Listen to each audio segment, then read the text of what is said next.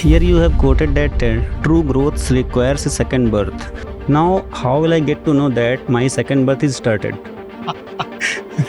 Is needed to be a bestseller.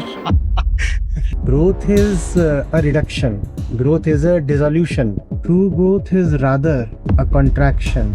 Bidding goodbye, letting go, dropping, unburdening, unloading, unbecoming. Those are the real words. What's implied is that this birth that you are currently carrying or believing in, this is something you should let it go. You look at the entire flow of history, and in some ways you see your own face, and you say all of them were doing much the same thing that I do. What did they get? That's the question you need to ask. And I have this short life and maybe a few years or decades left. I want to spend them doing this. Namaskar, Acharya Ji. So, here you have quoted that true growth requires a second birth through self-knowledge, education and freedom from the instincts we inherit. Now, it's saying that true growth requires a second birth. Definitely, it's not a biological. Okay, it's which will come from the knowledge, or that is also self-knowledge. Now, how will I get to know that my second birth is started? And See, I wanted to keep it a little sweet. okay. Is needed to be a bestseller. Bluntly put. Other days, I would have written true growth requires real death. Instead, I've written true growth requires a second birth. It's not really a second birth. It's first of all a demise of the one that you are. That's what is needed. The one that you have become. Right? So growth is then not accumulative, not additive. Growth is a reduction. Growth is a dissolution. Growth sounds like an enhancement of something, right? An accumulation, an expansion. True growth is rather a contraction. Bidding goodbye, Okay. letting go, dropping, unburdening, unloading, unbecoming. Those are the real words. Instead of that, I have said true growth requires a second birth.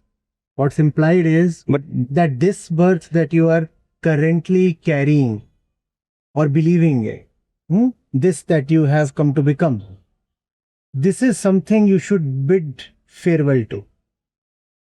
Let it go. Because this is of no use to you. This that we are carrying as our identity or our life is just a suffering for the one who is carrying.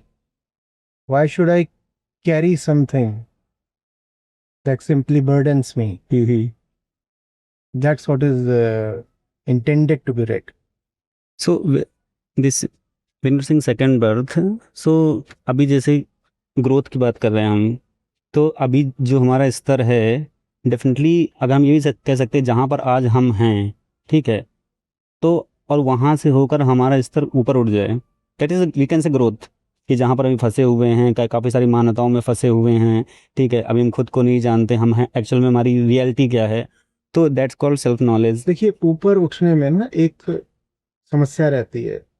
When you say that I want to get better from where I am, then the mental model is I have a house called personality, a 4-storied one, and rising or getting better or getting bigger means remaining letting the foundation remain as it is, letting the 4 stories remain as they are, and on top of those 4 stories, building another 3. This is what we often think of as ascension, as elevation of one's level. right? So what one thinks is that I have this, and getting better means adding something on top of this, like adding 3 floors on top of the 4 that you already have. It's not that way.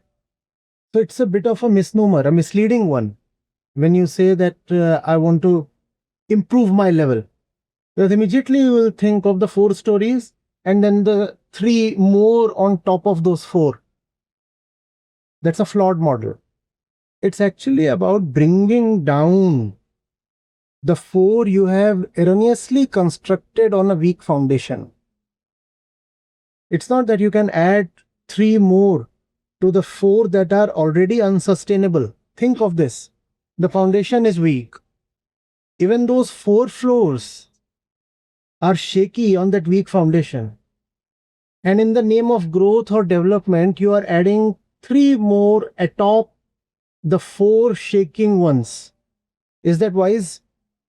But that's what I often think of as growth, not just material growth, even spiritual growth. We don't want to give up what we already have. We want to add to it. So I have certain, for example, beliefs or superstitions, right? And that I want to carry. But in the name of spiritual growth, I want to add something to what I am already carrying. And then it becomes very difficult for the process and for the teacher. Because it's principally about unburdening yourself. Right? And then there is also a major dissonance. At your core, you remain who you already are. There is a conflict. And the teacher is giving something, and you want to wrap that around that pre-existing core, and these two will be inconsistent. And conflict. And there'll be an inner conflict, and you'll be divided. The core is something you don't want to give up, so you will give up the wrapping, which means you will drop the teacher.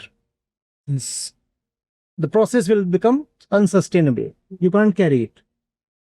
So it's not an accumulative process. It's not something that you can wear like your garments. It's not like money that you can add to your existing account. It's about emptying yourself.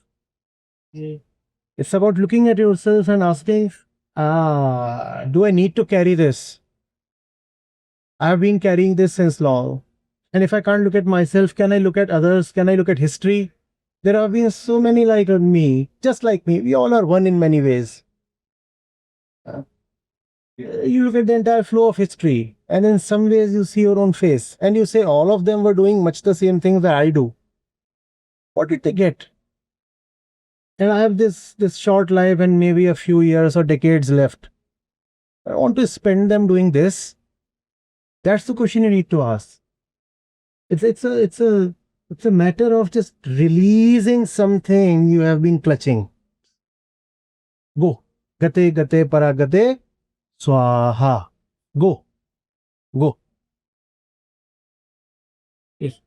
Acharya Ji, the same thing. Can you please elaborate? The thing that we are accumulating in the sansara, can you please elaborate this with a real life example, how we can practically implement this? Like for example, a normal man, he's earning, he's having a job, whatever he's having. So if he implements this structure, so naturally he is tending to become someone like Diogenes, ultimately, ideally. Then how can this be implemented? You don't have to become like somebody. It's not about any other person at all. Your cup is already full. Your hands are already full. Full of yourself. You are carrying so much of yourself. Why do you want to look at a Diogenes or a Socrates or a Nachiketa? You already have a huge and complex case study available. Whose? Your own. So look at yourself and ask, when this that I am, that I call my life, my being, my belief, whatever, this that I am, where is it coming from? And whatever I have become, what is it doing to me? Am I contented being this that I call myself? There is no Diogenes in this. There is no teacher, no scripture in this. There are no commandments in this. It's between you and you. It's between you and the mirror. You're getting there. It's not about imitation. It's about realization. And it's about the sense that if I call myself alive, and right now I think most of us do call ourselves aliveness. And except if I call myself alive, then death is staring at me all the time. Life is always in the shadow of death, is it not? So things have to be time bound. Right? Do I have time to spend it? I have a limited amount of time. Right?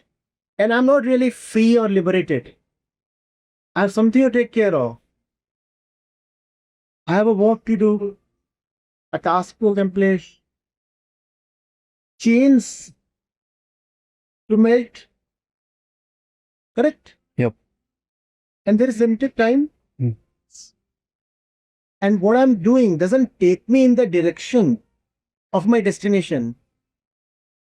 So why am I playing it in an absurd way? That's the question to ask. It's entirely between you and you. Did I mention Diogenes even once? Did I mention anybody even once? No teacher really has a role in it beyond a point. Do your life your responsibility. Okay. Am I answering? Am I reaching? Yeah, I'm getting an 10%, I think. It's very deep. I'm trying to.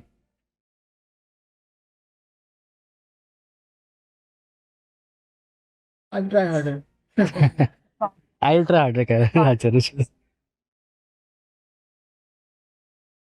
One more thing, Acharya Ji, that you have mentioned that freedom from the instinct we inherit. What do you mean by we inherit? We inherit from the body and the society. But will not get the freedom, right? That from the society, body means What does freedom mean? I'm it is around you all. That doesn't mean that I have to burden myself with the instincts all of us or anybody is carrying. Do I have to? Is there an obligation? Living in society, does it have to necessarily imply being a social slave? No. One can merrily live in the society in a liberated way. That's fine. And that would be a beautiful society of free individuals, free Yeah. to relate, free to love, free to give, and free to take as well. But when we binds to the people or things, then when if suppose that the person is not there or that things and materialistic things are not there, then we feel some All things are material. yes. Everything is materialistic.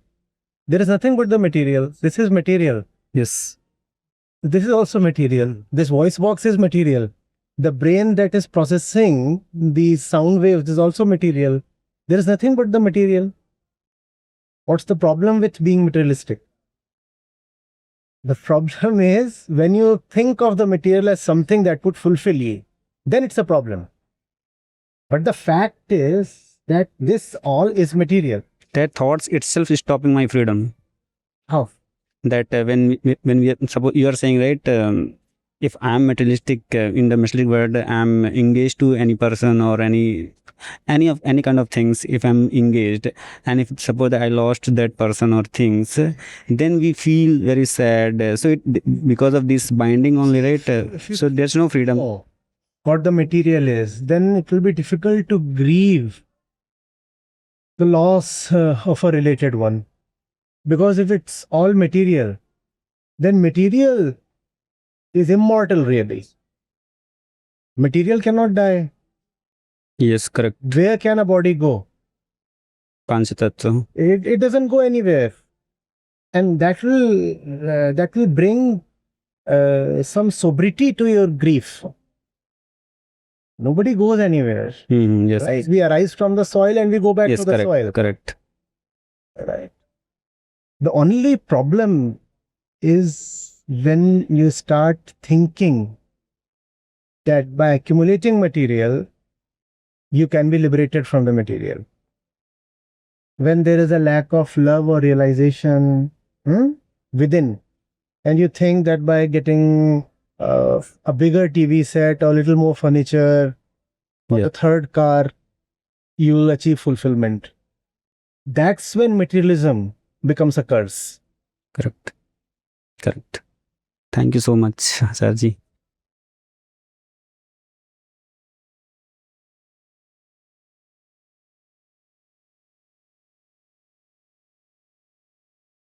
Can we put one picture? It is